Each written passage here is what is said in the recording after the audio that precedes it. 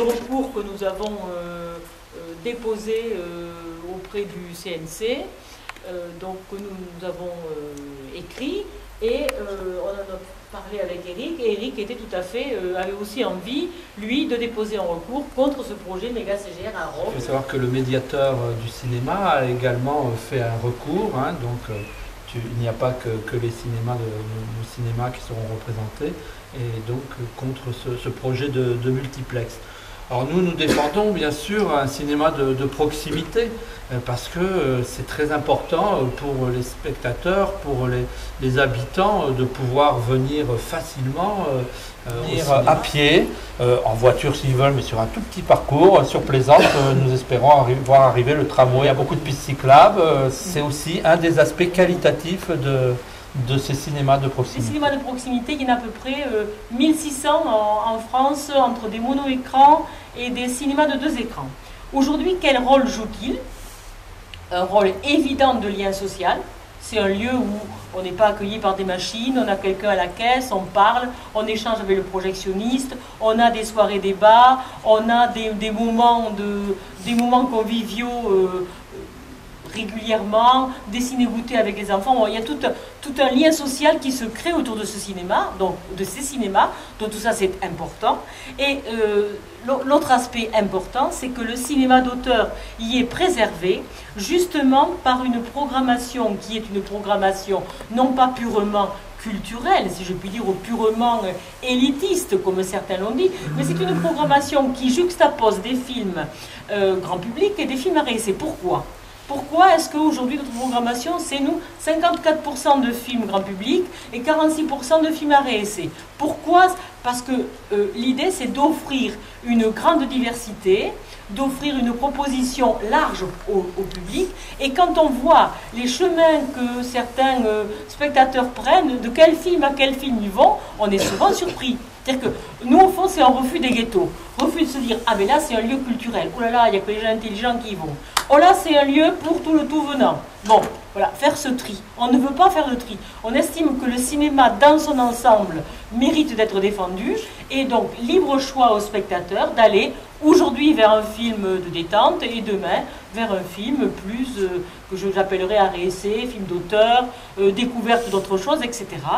Donc voilà un petit peu ce qui est la clé de notre débat. Sur un point de Roc, où il y a le garage Peugeot, on ne peut pas imaginer au niveau de la circulation des voitures, et qui est déjà on ne peut plus dense avec le Roi Merlin et tout ce qu'il y a. Je confirme, pour arriver, j'ai du mal. Voilà, on ne peut plus dense, je ne peux pas imaginer qu'en plus, il y aurait un multiplex avec parce que de 12 salles en plus, avec des milliers de voitures qui vont se promener dans ce circuit. Il y a un problème géographique tout simple.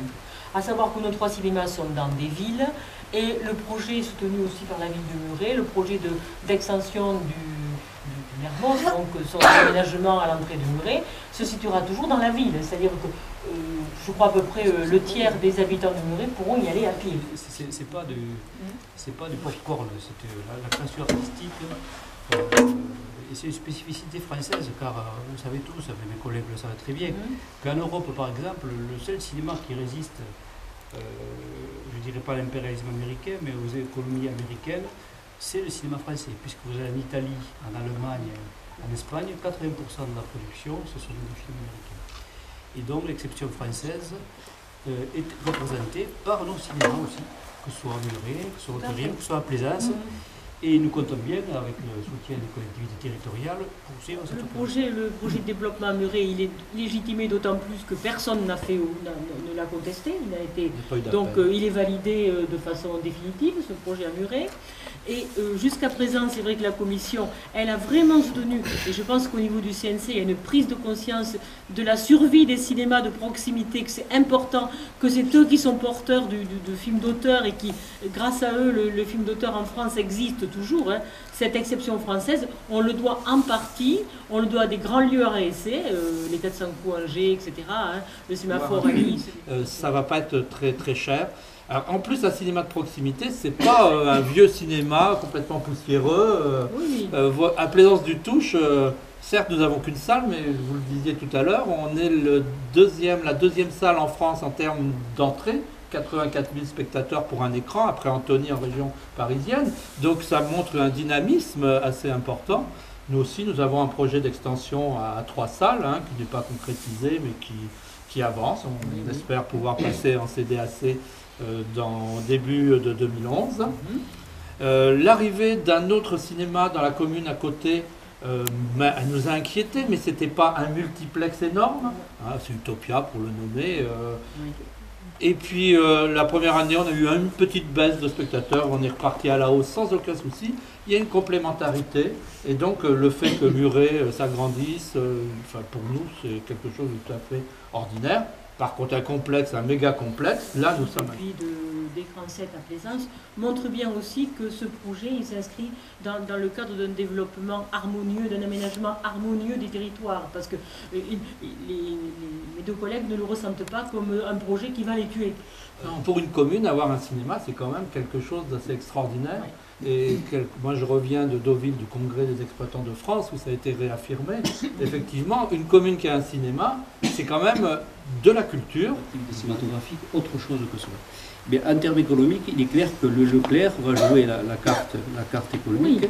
sauf que il ne faut pas mélanger du droit privé à mon sens, et le souci de l'intérêt général qui relève du politique territoriale. Je veux dire, voilà. C'est pas le maire qui a demandé l'implantation du Leclerc, des implantations de droit privé. Ils pensent que peuvent coexister les deux structures, ce qui est complètement démagogique et en termes économiques complètement stupide. Je veux dire, je veux faire remarquer deux choses. La France est le 3e pays au monde en termes cinématographiques, après les États-Unis et l'Inde. Et effectivement, pour revenir au numérique, le numérique n'est pas arrivé par hasard, monsieur le maire, et le 3D non plus, puisque les objectifs de nos cousins américains, c'est effectivement de rapporter tout le marché français, puisqu'en Europe, je l'ai dit tout à l'heure, nous sommes les seuls à résister encore, puisque tu vas en Allemagne, en Italie ou en Espagne, tu as 90% de films américains. Ensuite, au niveau du maillage français, au niveau du territoire, il faut savoir que, bon, au Haute-Rive, il y a 9000 habitants. Il n'y a que 3% en France de villes de moins de 10 000 habitants qui ont un cinéma. Et lorsqu'on voit les évolutions de la crise de la société, on s'est aperçu une chose assez suivante, assez paradoxale d'ailleurs. Oui.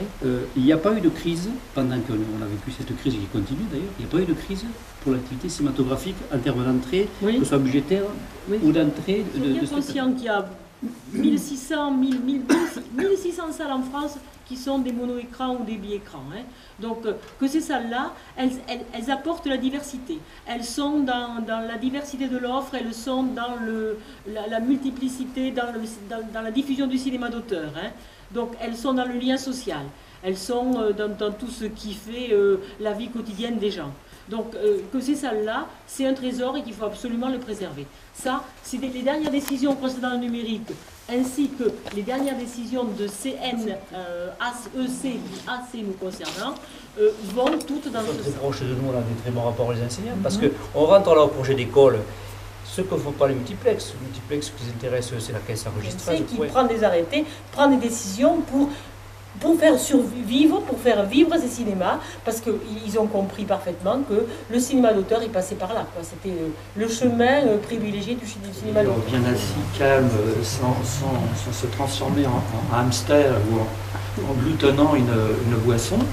C'est vraiment un choix de société. Je veux surtout le cinéma à Muret. Les Muretins, je crois, sont unanimement, je ne crois pas qu'il y ait de gens à Muret qui soient opposés à ce cinéma. C'est vraiment un projet porté par tous les Muretins aujourd'hui. Et donc ça, c'est aussi même des gens qui allaient dans les multiplex et qui se replient sur le cinéma de Gaillac parce qu'il offre ça. Écran immense, des gradins, voilà, c'est ce qu'on attend du cinéma aujourd'hui.